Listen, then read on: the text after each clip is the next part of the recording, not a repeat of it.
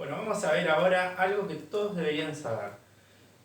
Muchas veces aparece este tipo de sumas que a veces, si son sumas chicas, como por ejemplo del 1 al 8, al 9, el 10, 11, son todas sumas que las podemos hacer directamente a mano o con la calculadora. Pero hay veces que nos topamos con sumas mucho más grandes, ¿sí? Entonces, este tipo de sumas ya se nos hace más complejo para poder hacer esta cuenta en la calculadora o a mano es mucho peor todavía, ¿sí? Este tipo de sumas aparece inclusive hasta en ejercicios de combinatorias, ¿sí? En ejercicios donde tenemos que contar cosas aparece a veces este tipo de sumas con números por ahí un poco más chicos, pero aparece, o sea, por ahí hasta el 15, hasta el 20, pero bueno, suele aparecer. Entonces, bueno, vamos a buscar una manera de no hacer tantas cuentas, ¿sí? ¿Por qué? Porque si agarramos el tiempo de hacer cuentas, tenemos más tiempo para pensar los problemas y más tiempo para resolver un problema, ¿sí? Bueno, vamos a utilizar una estrategia que utilizó Gauss cuando tenía 6 años. Se cuenta la historia, un poco más, un poco menos, algunos dicen 6, algunos dicen 8, más o menos cuando era muy chiquito, en realidad, ¿sí? Cuenta la historia de que cuando él estaba en clases, la maestra estaba enseñando, la maestra, algunos dicen maestra, algunos dicen maestro, estaba enseñando a sumar. Entonces, como Gauss era mucho más rápido, terminaba todo rápido. En eso, la maestra, para no ocuparlo un rato, le agarra y le dice, bueno, suma los números del 1 al 100. Y no pasa más que 1 o 2 minutos que Gauss ya automáticamente le dice, da tanto.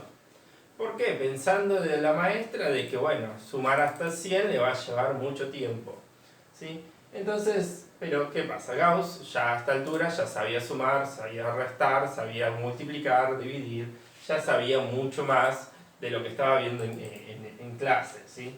Entonces, ¿qué dice Gauss?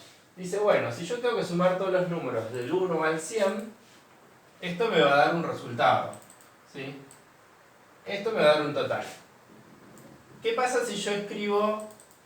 O sea, y obviamente también sabe que la suma es conmutativa, ¿sí? Entonces, ¿qué pasa si yo escribo la suma al revés? Es decir, acá le estoy escribiendo del 1 al 100, pero ¿qué pasa si escribo del 100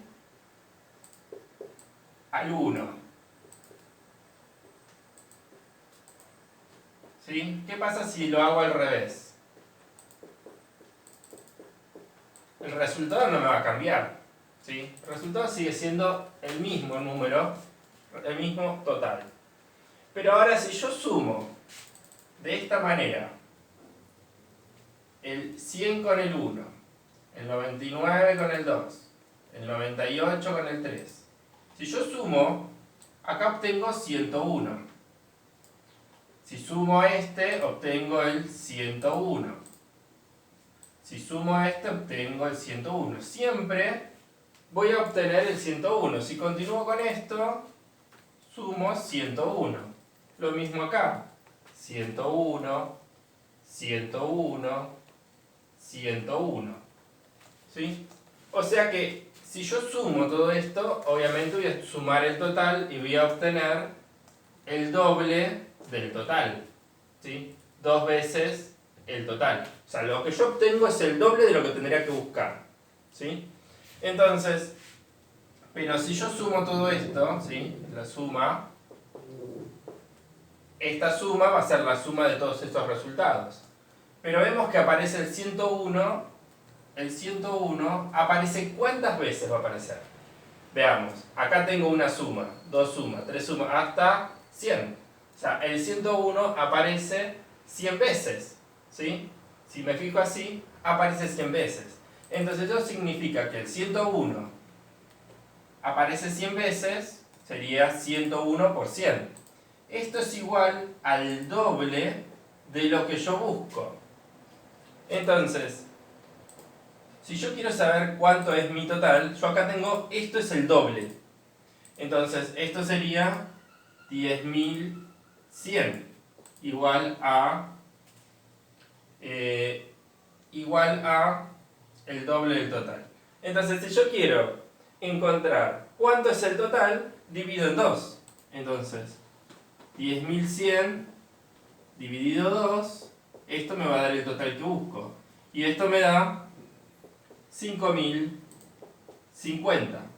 Y ahí obtengo el total. Esto yo lo podría hacer para cualquier valor, ¿sí? Por ejemplo, si yo sumo desde el 1, 2, así, hasta el número n-1 y n, vamos a decir que n es el último número, ¿sí? Haría lo mismo, ¿sí? Esto sería el total. Ahora, lo escribo al revés, sería n, más el anterior de n sería n-1. Y así hasta el anteúltimo, que sería el 2, y el último, que sería 1.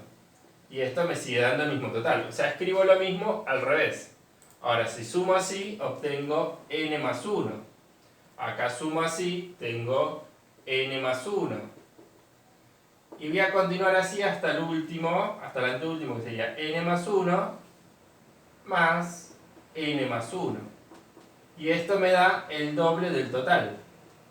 Eso significa que el n más 1 aparece n veces, desde el 1 hasta el n, aparece n veces el n más 1. Pero esto me da el doble del total. Y entonces significa que el total va a ser n por n más 1 dividido 2. Y esto me da el total de la suma. ¿Sí? Esto sería la suma de los números naturales, desde el 1 hasta el n, vamos a decirle el último, hasta el donde quiera. Por ejemplo, si yo quiero sumar desde el 12, no, a ver, del 1 al 30, si quiero sumar del 1 al 30, ¿sí? Sería, la suma va a ser 30 por 31 dividido 2. ¿Sí? Bueno, esa suma tenemos que hacer la cuenta, ¿sí? Y esto me da 465. ¿Sí? Esta sería, digamos, lo que creó Gauss, ¿sí? La formulita que me dice, multiplico el último por el siguiente y a eso lo divido en 2. Y ahí obtengo la suma. Esto es lo que solemos llamar como la suma de Gauss. Esta es una formulita que me sirve mucho para ahorrarme tiempo, ¿sí? Y a su vez para hacer planteos de ejercicios y demás, me sirve un montón también.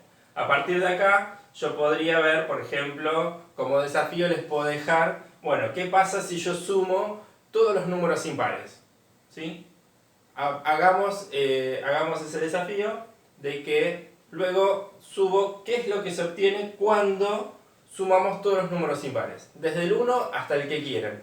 ¿Sí? Entonces pueden ir haciendo pruebas si quieren, o si pueden encontrar una manera de encontrar una formulita que me diga cuánto es la suma de los números impares.